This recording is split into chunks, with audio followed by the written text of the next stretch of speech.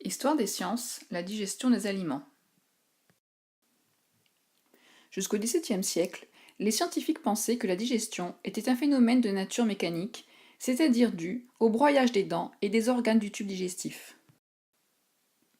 Le naturaliste français René-Antoine Ferchaud de Réaumur pense à l'inverse que la digestion est un phénomène de nature chimique. Il émet alors l'hypothèse suivante. L'estomac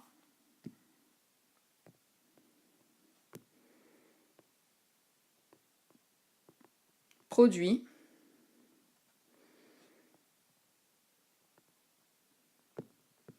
des substances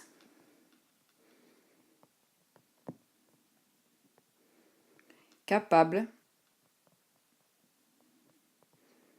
de dissoudre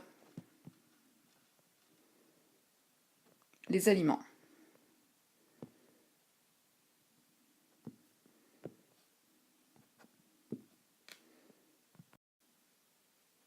En 1752, il teste son hypothèse sur des rapaces. Ces oiseaux rejettent sous forme de pelote de réjection ce qu'ils ne digèrent pas. Ainsi, il a l'idée très ingénieuse de faire avaler à une buse un morceau de fer ouvert aux deux extrémités et contenant un morceau de viande.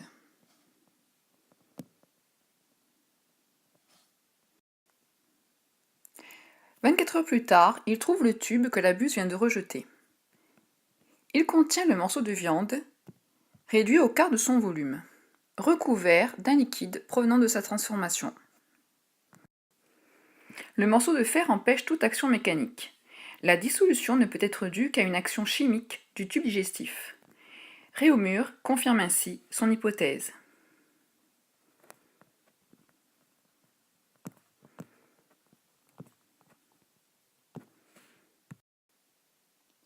Mais son expérience manque de rigueur. Elle est réalisée uniquement chez les oiseaux, elle ne comporte pas de lot témoin, et finalement, on ne sait pas ce qui est à l'origine de la digestion chimique. Lazzaro Spallanzani reprend les idées de Réaumur et réussit à isoler une substance produite par l'estomac, le suc gastrique. Il émet alors l'hypothèse suivante. Le suc gastrique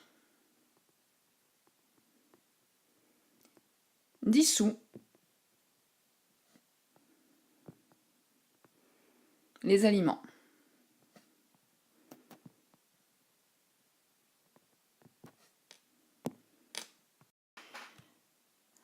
En 1783, il va donc plus loin que son prédécesseur en réalisant la première digestion in vitro, c'est-à-dire réalisée en dehors de l'organisme.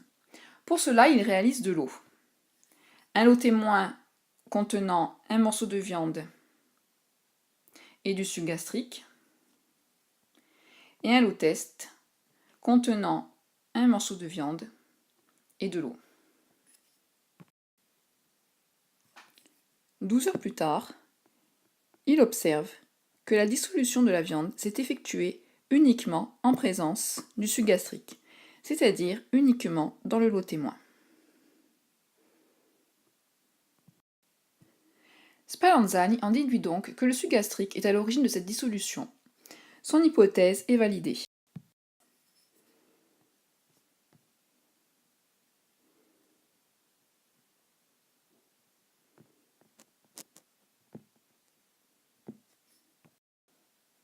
Ici, les conditions expérimentales sont très rigoureuses.